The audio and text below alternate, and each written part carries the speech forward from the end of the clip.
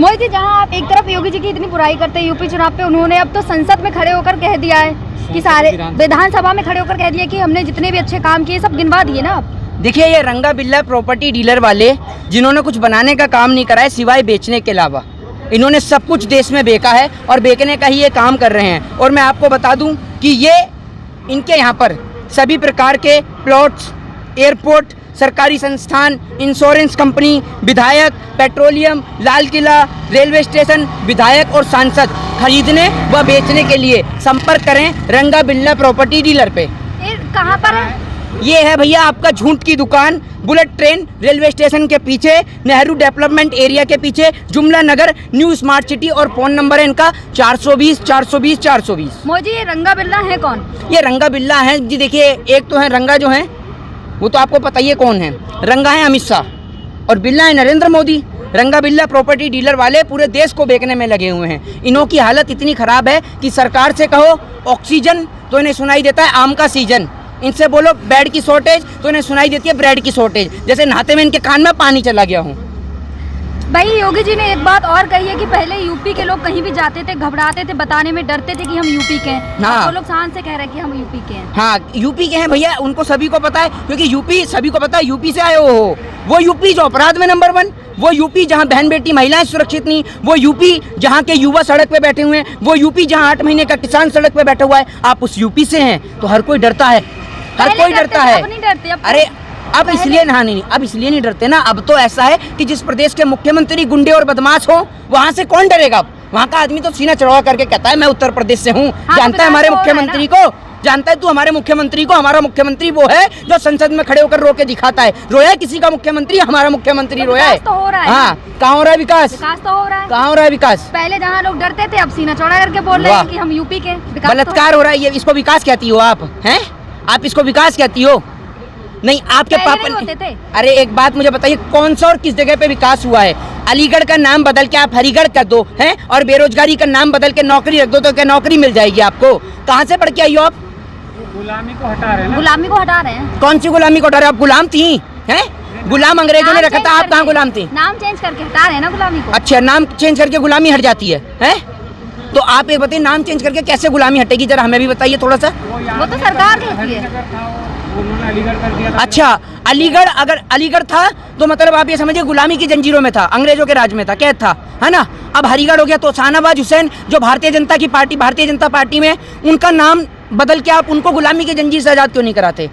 मुख्तार अब्बास नकवी का नाम बदलकर उनको गुलामी की जंजीर से आज़ाद क्यों नहीं करवाते? जरा ये तो बता दीजिए। और आपकी पार्टी में जिन नेताओं ने मुस्लिम दामाद तराश रखे हैं, उनका नाम बदल के उनको गुलामी की जंजीर से क्यों नहीं आज़ाद करा रहे?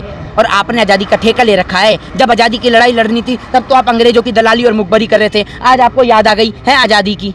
आज गुलाम है तो इस देश के अंदर देश उसका गुलाम है, साम्राज्यवाद का गुलाम है, पूंजीवाद का गुलाम है। ये देश गुलाम है तो मनुवादी सोचों का गुलाम है, और इन सोच से देश को आज़ाद कराने की ज़रूरत है। भाई, योगी जी ने एक बात और कही है कि इस बार हम यूपी में 300 पार।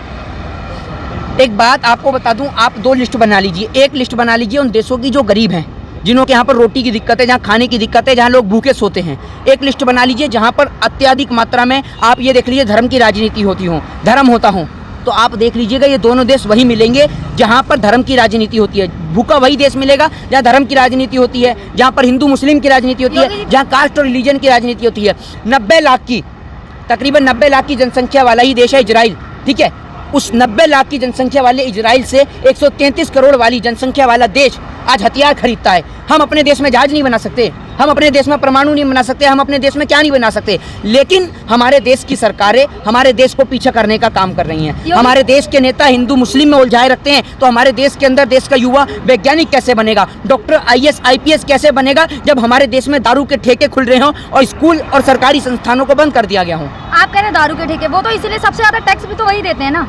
एक बात आप मुझे बताइए, अगर टैक्स कल को किसी और जगह से मिलने लगा तो वो जगह आप खोलेंगे? है टैक्स की आड़ में, मतलब शिक्षा से आपको कोई लाभ नहीं मिलता तो आप स्कूल नहीं खोलेंगे? शिक्षा में भी तो विकास हुआ है ना। शिक्षा पे विकास हुआ है तो चलिए आपके यहाँ शिक्षा के विकास की भी पोल खोल देते हैं। आप कहती हैं कि शिक्षा में विकास हुआ है, इससे 2 चीज़ों की पोल खुलेगी। एक तो पहली है भारतीय जनता पार्टी के फर्जी राष्ट्रवाद की, और दूसरी पोल खुलेगी शिक्षा की, ठीक है? तो मैं आपको बता देता हूँ, मेरे पास कुछ तमाम नेताओं के नाम की चिट्ठियाँ हैं, वो मैं आपको उनका नाम पढ़ के सुना देता हूँ। सबसे पहले हैं पीयूष गोयल, उनके बेटे पढ़ते हैं कहाँ पर? हार्वर्ड यूनिवर्सिटी, पीयूष गोयल की बेटी कहाँ पढ़ती है? हार्वर्ड यूनिवर्सिटी में पढ़ती हैं। राजनाथ सिंह का बेटा कहाँ से पढ़ा है? लीड्स यूनिवर्सिटी से पढ़ा है। निर्मला सीतारमण जो वित्त मंत्री हैं, उनकी बेटी कहाँ से पढ़ के निकली हैं? जरा आप ये सुन लीजिए, नॉर्थ वेस्टर्न यूनिवर्सिटी से।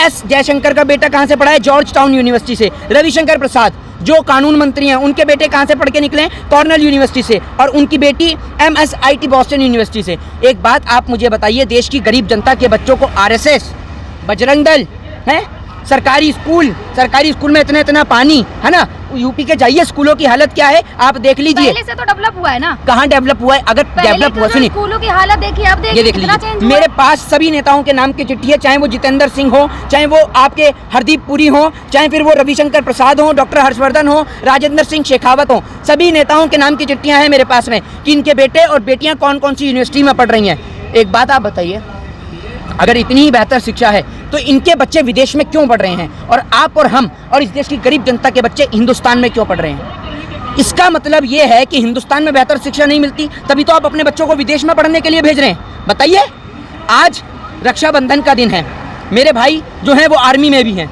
ठीक है ना, और वो आर्मी में है, आज रक्षाबंधन के दिन भी वो घर पे नहीं आ पाया है, ठीक है, बहन उनको राखी नहीं बांध पाई है, क्योंकि उस भाई का फर्ज है कि वो सरहद पे जाकर अपना फर्ज अदा करे, पूरे देश की हिफाजत करे। वो सरहद की हिफाजत करने के लिए वहाँ बॉर्डर पे खड़ा हुआ है। और एक नेता का बेटा, बता दीजिए, एक नेता का बेटा, आपसे जानना चाहता हूँ और समय लेता हूँ आपसे, 10 दिन का मांगेंगी तो 10 दिन, 1 महीना कहेंगी तो 1 महीना, बता दीजिएगा मुझे कि 1 महीने के अंदर में कि ऐसा कौन सा बीजेपी का नेता है जिसका बेटा सरहद की हिफाजत करने के लिए खड़ा हो, या जिसका बेटा सरहद के लिए शहीद हुआ हो। किसका बेटा? भाई कहते हैं ना कि अगर जो पिता का व्यापार होता है बच्चे भी वही संभालते हैं, तो अगर पिता का व्यापार तो पिता का व्यापार तो बच्चे भी नेता बनेंगे। अरे तो इनका तो पिता के बच्चे ही नहीं, इनकी शादी ही नहीं हुई, इनकी तो शादी ही नहीं हुई, ये तो बता दीजिए। उनके बच्चे कैसे जाएंगे बॉर्डर पे? किनके बच्चे? जब शादी नहीं हुई तो बच्चे बॉर्डर। अरे शादी तो नरेंद्र मोदी जी की तो हुई थी, ठीक है, शादी तो योगी आदित्यनाथ की नहीं हुई, ठीक है, और आप हरियाणा के मुख्यमंत्री खट्टर, उनकी नहीं हुई है, ठीक है। तो भैया बाकी नेताओं की तो शादी हुई है, स्मृति ईरानी हो गई, ठीक है, पीयूष गोयल हो गए, ठीक है, और भी तमाम इनकी पार्टी में नेता हैं, आपका सभी की शादी नहीं हुई? बताइए ना, मोदी जी कौन से नंबर के भाई हैं, योगी जी कौन से नंबर के भाई हैं?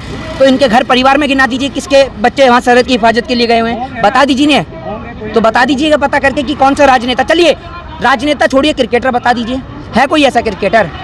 ये जो भाजपा की जो सेल वाले जो सेलिब्रिटी हैं, जो बहुत बड़ी बड़ी फिल्में बनाकर दिखाते हैं, वो सेल वाले सेलिब्रिटियों ने एक बार किसान के लिए आवाज़ नहीं निकाल के दिखाई।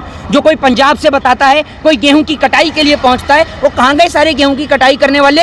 लाने वाले भी तो आप ही थे उन्हें। कौन? मैं क्या उनको घर से पकड़ के लाया था कि आओ यहाँ कुर्सी पे बैठो? वोट नहीं दिए। किसको? मैं नहीं देता जी भाजपा को कभी भी वोट, हाँ, और भाजपा को वोट देने से बढ़िया वोट ही ना दो तो बढ़िया है, लेकिन वोट मेरा अधिकार है और वोट मैं जरूर देता हूँ, लेकिन भाजपा जैसी पार्टी से तो राम ही हाथ जुड़वाए।